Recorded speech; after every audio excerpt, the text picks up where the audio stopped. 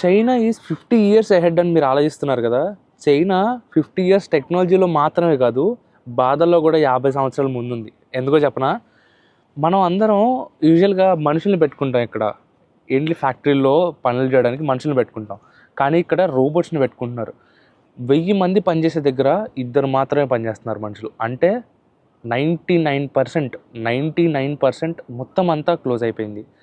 No human resource needed. So second point వచ్చేసి, ఇక్కడ మనుషులు నడపరు కార్లు, ఆటోమేటిక్ కార్స్ అన్ని వాటికి అయ్యే నడుపుకుంటాయి.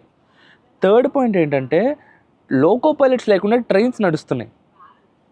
ఏపీఎం లైన్, ఏపీఎం అంటే automatic people mover.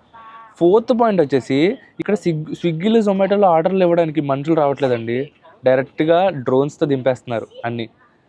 Fifth point వచ్చేసి, చివరికి మన అందరం బాధపడేది ఏంటంటే, మనుషులకి మాత్రమే రీప్లేస్మెంట్ ఉందని బాధపడుతున్నాం కదా, కానీ ఇక్కడ కుక్కలకు కూడా రీప్లేస్మెంట్ వచ్చిందండి.